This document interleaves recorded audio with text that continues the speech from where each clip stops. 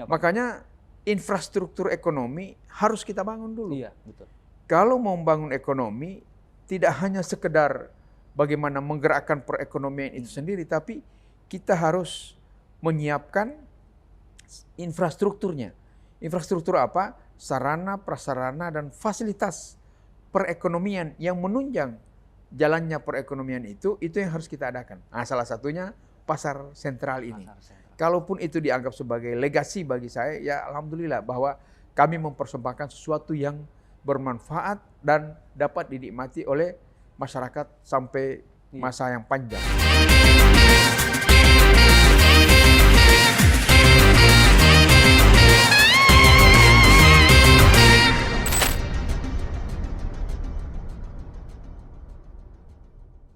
Halo Tribuners, kembali lagi bersama kami di tribungorontalo.com atau lokal menjangkau Indonesia, Torang Baca Tribun Gorontalo. Dan kali ini saya Iqbal Naim ada di program Lebih Dekat. Dan tentunya arti dari lebih dekat ini kita bakal lebih dekat dengan siapa sih sebenarnya.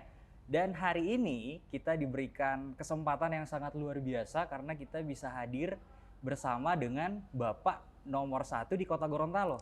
Kalau nomor 1 di Kota Gorontalo itu siapa lagi kalau bukan Bapak Wali Kota kita tercinta, Bapak Martin Taha. Dan sudah hadir bersama dengan saya di sini Pak Martin Taha. Assalamualaikum, Pak. Waalaikumsalam warahmatullahi wabarakatuh. Bagaimana kabarnya, Pak? Alhamdulillah, kabar baik, sehat walafiat. Alhamdulillah. Apalagi di bulan Ramadan begini. Iya, sudah mau masuk di hari kelima, Pak ya. Ya, tentunya dengan kita berada di bulan Ramadan, ini merupakan bulan yang penuh berkah. Ya, tentunya dan berkahnya ini gak lihat dia siapa, berkah ini bakal ada di setiap umat muslim yang terkhusus di Provinsi Gorontalo sendiri, terkhusus juga di Kota Gorontalo tentunya.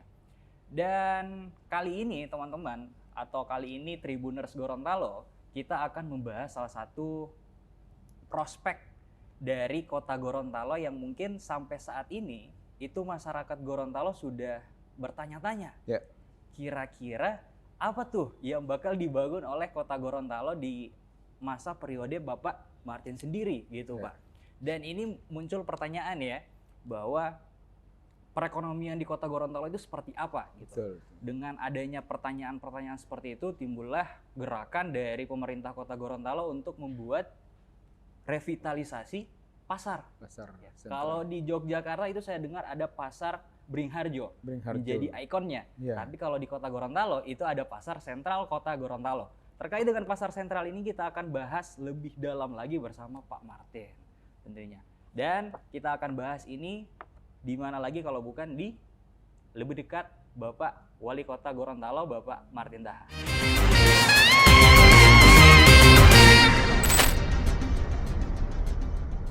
Baik Tribuners Gorontalo, kita akan langsung saja ngobrol-ngobrol, bincang-bincang asik bersama dengan Bapak Martin Taha. Dan ini merupakan sebuah program yang dimana masyarakat juga menunggu-nunggu nih, Pak. Kapan kira-kira pasar yang merupakan ikon dari Kota Gorontalo ini bakal diresmikan, gitu Pak.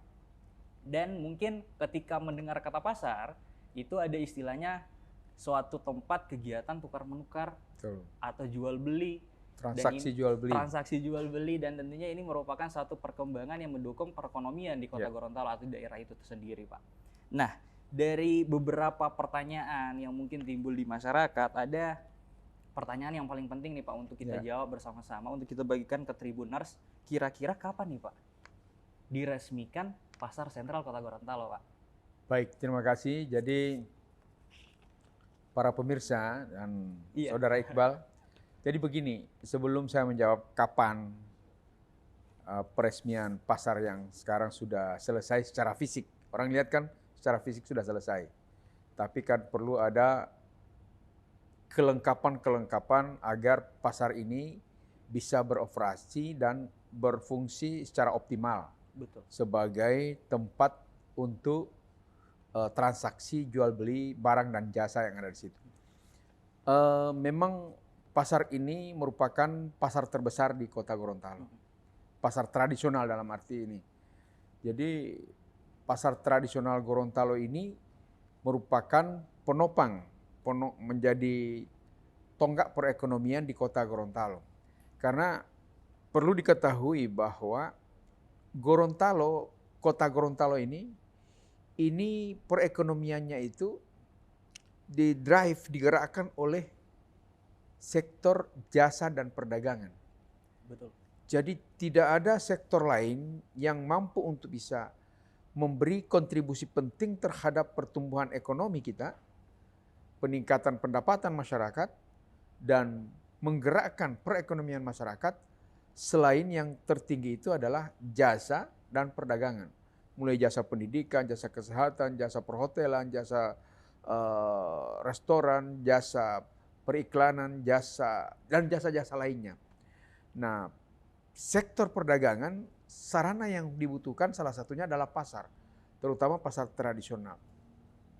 Nah, pasar ini menjadi sangat penting karena menjadi tempat pertemuan antara pembeli dan penjual untuk melakukan transaksi jual beli terhadap barang-barang kebutuhan masyarakat sekaligus juga jasa, sehingga perlu tempat yang nyaman, aman, Betul. rapi, bersih, tertib, teratur, tertata baik dan sebagainya.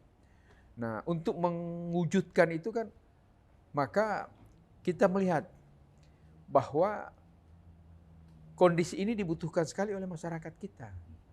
Nah, pada tahun-tahun pertama saya melakukan penataan pasar pada seluruh pasar-pasar tradisional yang ada di kota Gorontalo yang sifatnya pasar mingguan. Jadi di Gorontalo ini ada pasar mulai dari pasar Minggu, pasar Senin, Selasa, Rabu, Kamis, Jumat sampai hari Sabtu. Iya. Jadi semua ada itu.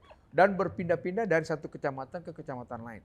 Itu ada 10 pasar tradisional yang sifatnya berpindah-pindah, sifatnya mingguan, yang saya lakukan penataan dan pembangunan serta revitalisasi kembali.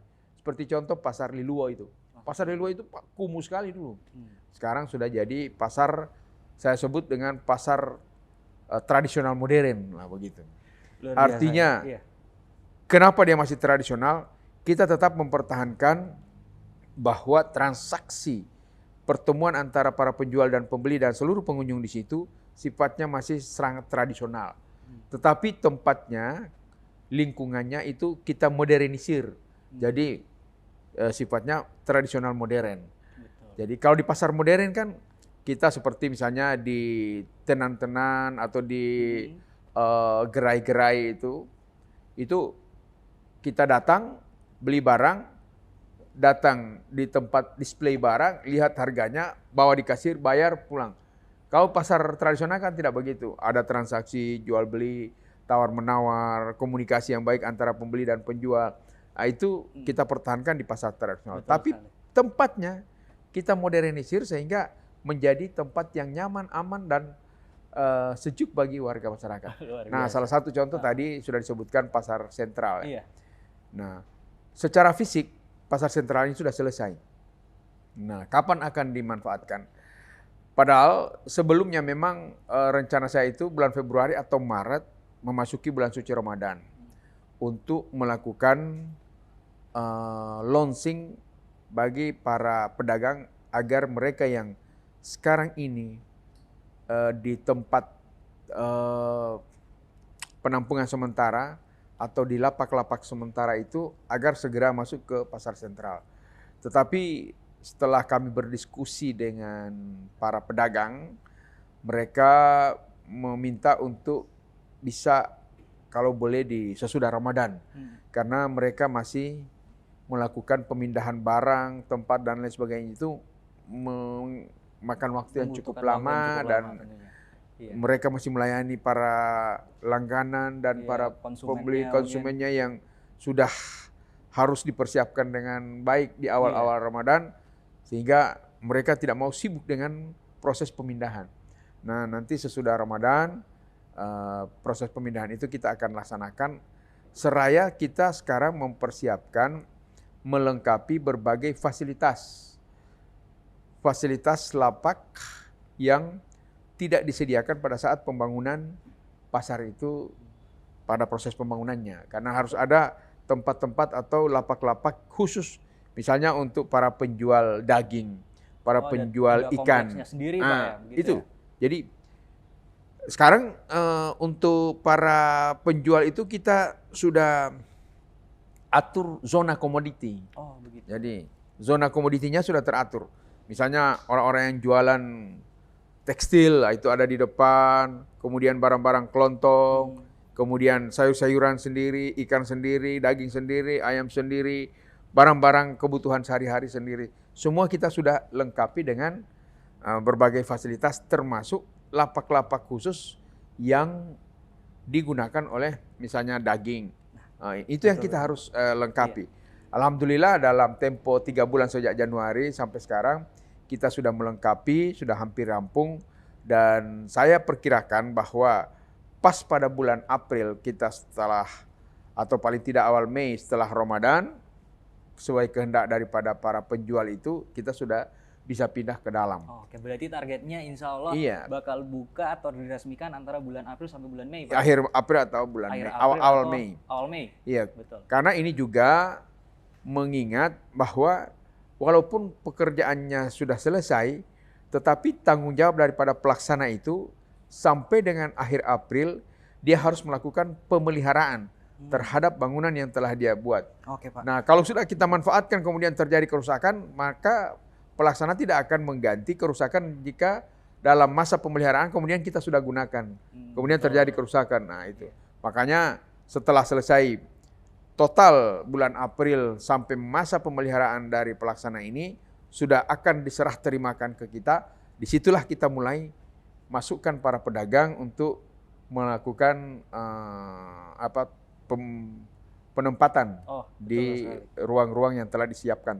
Iya, di pasar sentral. Semoga dengan target di bulan April ya, dengan Insya Allah ya, pokoknya setelah Ramadan. Setelah Ramadan, akhir April atau awal Mei, ya. Iya, betul. Kita sudah harus ini. Yang menarik tadi apa yang disampaikan bahwa pasar sentral Kota Gorontalo ini menerapkan gedung yang sudah modern, tetapi tetap menahan nilai tradisionalnya. Tetap ada nilai tradisionalnya. Seperti kebiasaan-kebiasaan ya, kebiasaan orang belanja di pasar seperti apa itu tetap ada. Gitu, Pak. Nah, ini kita bakal flashback lagi, Pak, ke zaman sebelum revitalisasi ini dilaksanakan. Betul, gitu, Pak. Nah, pertanyaan di sini adalah bukan pertanyaan saya juga sih sebenarnya, Pak. Pertanyaan dari masyarakat Provinsi Gorontalo ini yang melandasari atau apa ya istilahnya ya. Jadi mendasari ya, istilahnya mendasari pembangunan atau revitalisasi pasar sentral ini apa, Pak, gitu. Ya, jadi saya memotivasi kami untuk bisa membangun pasar ini. Kenapa? Motivasi. Jadi kenapa begini, sih ini dibangun, Pak, direvitalisasi? Pasar sentral ini adalah pusat perdagangan di Kota Gorontalo. Sebagai kota jasa dan perdagangan, tentunya kita harus melengkapi berbagai fasilitas untuk menunjang kegiatan-kegiatan masyarakat. Nah, pasar sentral ini kondisinya memang sudah tidak lagi memungkinkan, baik dari sisi keberadaan fisik daripada pasar maupun dari sisi jasa pelayanan daripada pasar ini. Karena seluruh pembeli itu sudah tumpah ruah di pasar, sudah tidak tahu mana jualan yang kering, yang basah, yang ayam, yang ikan, yang rempah-rempah semua sudah tidak teratur. Di samping memang kondisi real di lapangan bahwa fisik daripada pasar ini sudah tidak memungkinkan untuk dipertahankan. Sehingga perlu dilakukan revitalisasi besar-besaran.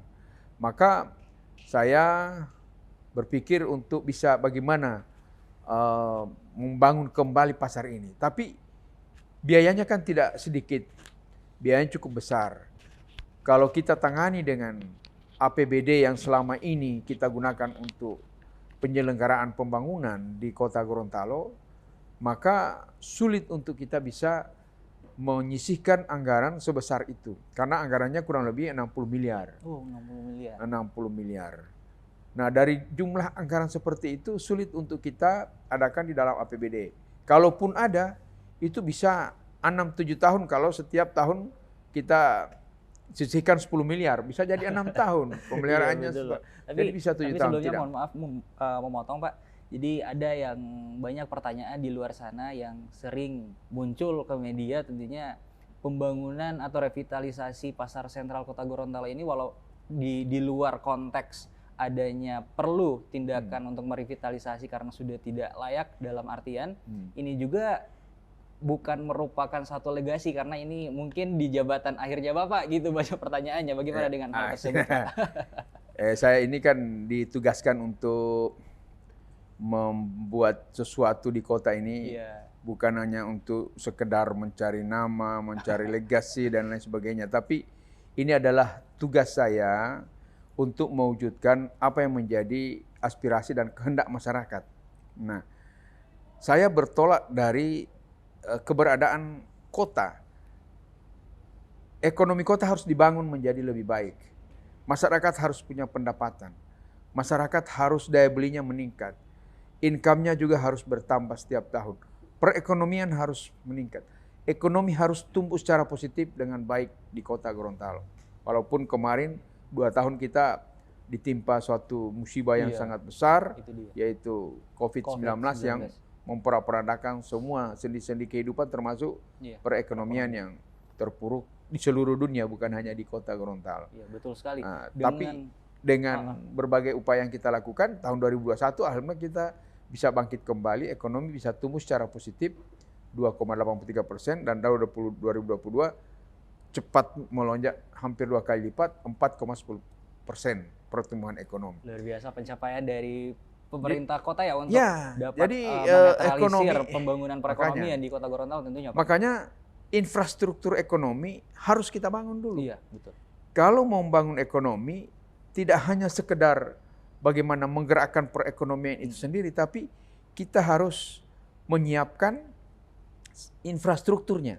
Infrastruktur apa? Sarana, prasarana, dan fasilitas perekonomian yang menunjang jalannya perekonomian itu yang harus kita adakan. Nah, salah satunya pasar sentral ini.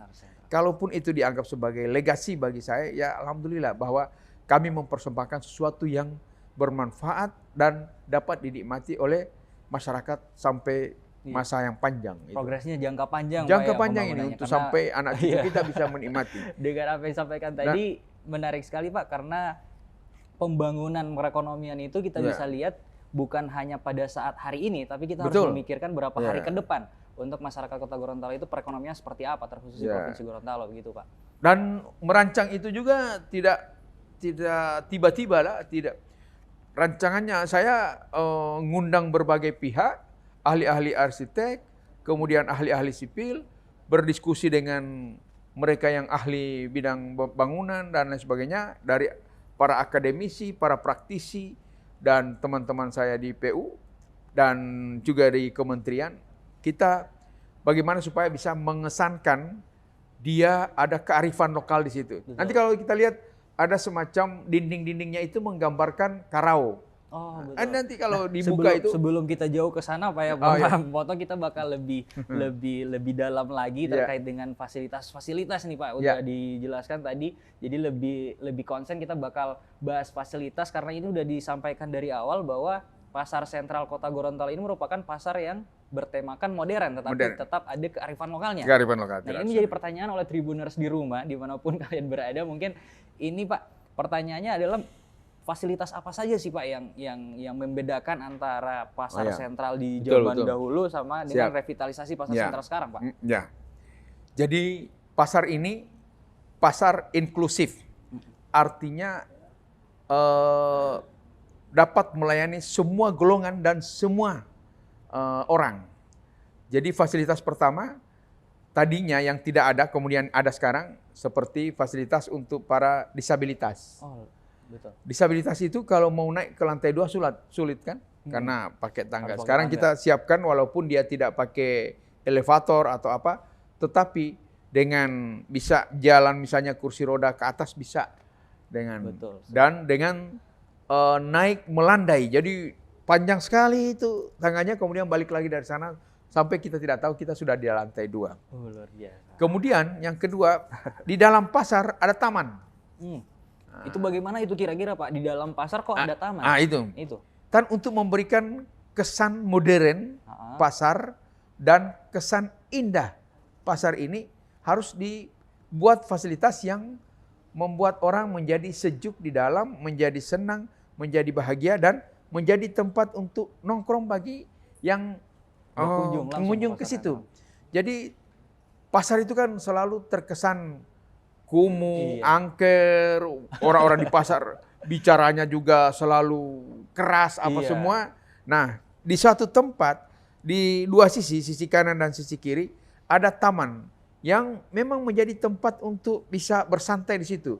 Kita siapkan tempat-tempat blok-blok untuk bisa tempat duduk, ada taman di ini. Tetapi di sekitarnya ada toko-toko dan tempat-tempat lapak-lapak orang jualan. Oh, betul. Tapi di situ barang-barang yang seperti barang ini misalnya Pakaian mungkin, tekstil, bahan tekstil. barang-barang kelontong atau tempat warkop atau kafe di situ di Oh, ada sekitarnya. kafe juga, Pak? Ada kafe. Luar biasa. ini Jadi pasar kafe ada sentral di lantai satu, ada di lantai 2. Oke. Itu yang sebelumnya tidak ada. Dan kami memberikan kesempatan kepada para pengelola kafe untuk bisa di sana. Kemudian itu taman tadinya yang tidak ada, kita buat taman. Yang ketiga, tadinya tidak ada tempat bermain anak. Nah, kita buat ada tempat bermain anak. Jadi arealnya cukup luas. Jadi biasanya kalau ibu-ibu yang datang ke pasar, baik dia penjual maupun dia pembeli, itu kan kalau tidak ada orang di rumah kan pasti dia bawa anaknya ke pasar, toh. Betul. Maka anak-anak diberikan fasilitas untuk mereka bisa bermain, bercengkrama dengan sesama temannya dan bersukacita di satu tempat yang di lantai 2 kita kasih itu. Untuk bisa mereka bermain di situ sehingga orang tuanya bisa berjualan atau bisa ini. Nanti ada yang pengelola di situ yang akan semacam taman bermain anak lah bermain. Seperti taman kanak-kanak. Jadi dengan beberapa fasilitas yang sudah ada di pasar sentral, ada juga fasilitas lain. Apa lagi, Pak? Fasilitas lain untuk menjaga keamanan daripada pasar ini, kita pasang 42 buah CCTV di seluruh pasar, baik di dalam maupun di luar pasar. Berarti sehingga tingkat keamanannya ini sehingga tidak mudah, tidak mudah orang melakukan tindakan-tindakan kejahatan di situ, terutama masalah pencurian yang ini. Ya kita awasi dengan sisi, dan itu kita sudah sosialisasi dan edukasi kepada para pedagang bahwa di tempat ini, di pasar ini ada 42 CCTV yang mengawasi kita semua.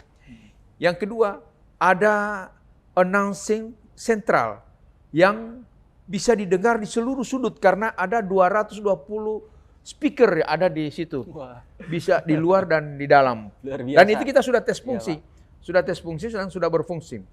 Kemudian untuk menjaga keamanan, terhindar dari kebakaran dan lain, maka saya bikin ada sprinkle di atas untuk begitu tingkat kepanasan tinggi langsung mencuat air di seluruh tersambung di seluruh pasar itu sehingga tidak mudah untuk terjadi. Jadi ada pencegah kebakaran. Ada pencegahan kebakaran. Kemudian yang berikut kan pasar ini kan butuh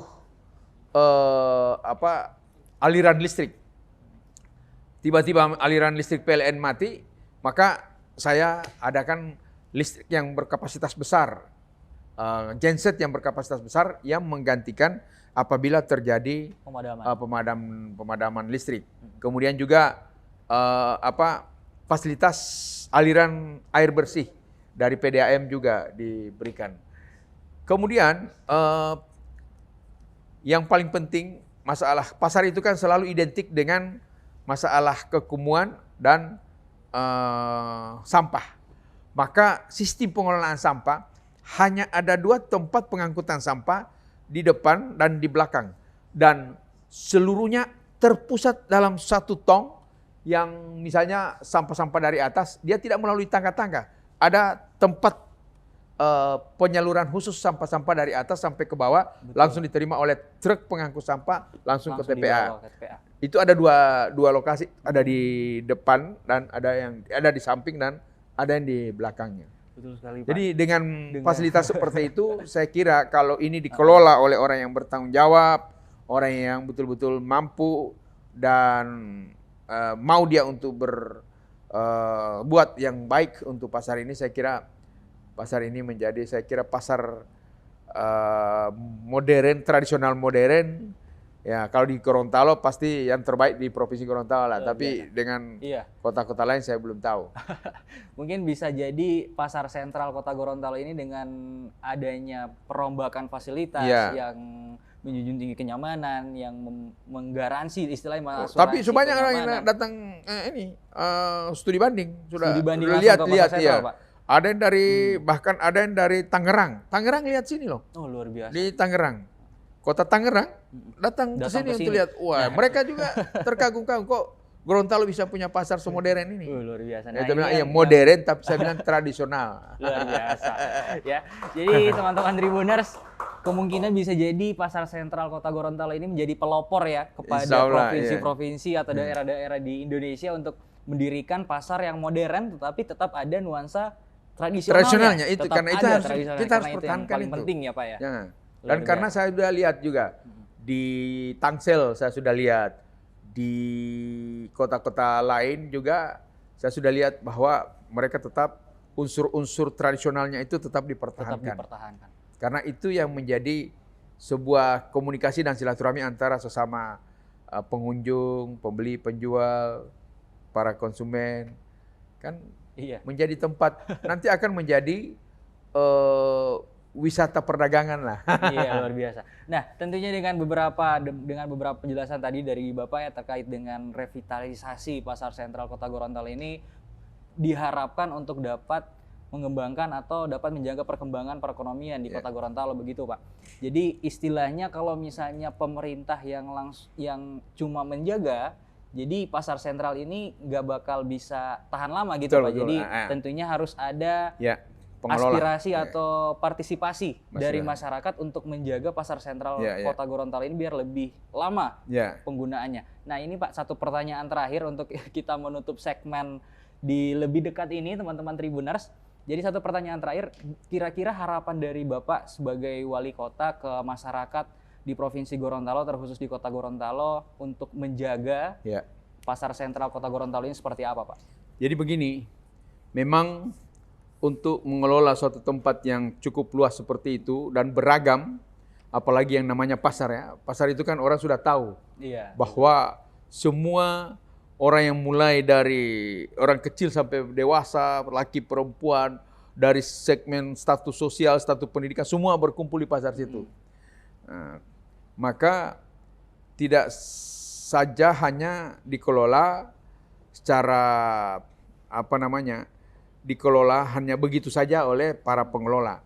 Dia harus siapkan. Saya sudah membentuk satu badan. Kebetulan juga sudah disetujui oleh DPRD untuk kita membentuk apa yang disebut dengan PD Pasar. Memang saat ini masih di bawah pengelolaannya oleh Dinas Perdagangan dan Perindustrian. Nah, dinas ini yang mengelola, mempersiapkan segala fasilitas, tata kelolanya, pemeliharaannya, penataannya, sampai pada pengaturannya dan penjagaannya. Kita sudah serahkan kepada Dinas Perdagangan untuk melakukan penanganan. Tetapi ke depan nanti setelah diaktifkan PD Pasar ini, maka akan dikelola oleh PD Pasar. Nah, PD Pasar ini juga harus memanfaatkan seluruh potensi yang ada di dalam pasar ini, terutama masyarakat yang memang berkecimpung di situ. Sebab kalau tidak melibatkan seluruh stakeholder, ini sulit untuk bisa kita jalankan dengan baik. Betul. Karena namanya pasar, tempat orang berkumpul semua di situ. Semua status, status ekonomi, status politik, sosial, budaya, sampai anak-anak, orang dewasa, orang tua, orang laki perempuan kan berkumpul di situ. Nah, oleh karena itu dari seluruh stakeholder yang ada ini juga kita memanfaatkan atau mendayagunakan potensi masyarakat yang ada di situ yang selama ini sudah ada di pasar. Misalnya asosiasi pedagang kita manfaatkan. Betul. Kemudian juga ada keamanan pasar kita juga gunakan. Walaupun kita juga punya tim keamanan yang dalam hal ini di backup oleh Satpol PP yang kemudian juga dari Dinas Lingkungan Hidup untuk bisa menjaga keamanan dan kebersihannya. Tapi pada dasarnya kami memanfaatkan seluruh potensi yang ada. Oleh karena itu kepada seluruh stakeholder yang ada, pemanfaat pasar, baik mulai dari penjual, konsumen, pembeli, kemudian para pengunjung, kemudian yang pemanfaat dan masyarakat pada umumnya, mari saya berharap agar mereka bisa sama-sama menjaga keamanan, ketertiban, kebersihan, dan kelangsungan daripada pasar ini, agar pasar ini akan dapat dimanfaatkan dengan cukup lama oleh masyarakat Gorontalo. Betul sekali. Ya, baik Tribuners, itu harapan dari Bapak Wali Kota kita, Bapak Martin Taha. Jadi tentunya untuk menjaga pasar sentral Kota Gorontalo ini bukan hanya tugas dari pemerintah ya. Jadi ini menjadi tugas banyak orang, menjadi tugas stakeholder, menjadi tugas masyarakat Provinsi Gorontalo untuk tetap harus menjaga kenyamanan, keamanan, dan ketertiban yang ada di dalam sana. Betul. Gitu, Pak. Jadi ini sudah mau masuk di akhir segmen, Pak. Jadi terima kasih banyak atas waktunya. Terima kasih ya, Bung Iqbal. Jadi semoga ini merupakan satu gerakan awal atau proses untuk menuju Gorontalo ini lebih berkembang lagi jauh dibandingkan pada beberapa tahun kemarin, dan akan terus maju gitu teman-teman Tribuners di Gorontalo dan Tribuners Tribun Network. Dan tentunya saya Iqbal Naim pamit undur diri dari program Lebih Dekat. Hari ini kita episode spesial bersama dengan Bapak Wali Kota, Bapak Martin Taha. Kita lebih dekat dengan Pak Martin Taha. Dan kita akan bertemu lagi di beberapa episode selanjutnya. Dan saya Iqbal Naim. Wassalamualaikum warahmatullahi wabarakatuh. Waalaikumsalam warahmatullahi wabarakatuh. Terima kasih. Tribungorontalo.com, mata lokal menjangkau Indonesia. Orang baca Tribun Gorontalo. Terima kasih.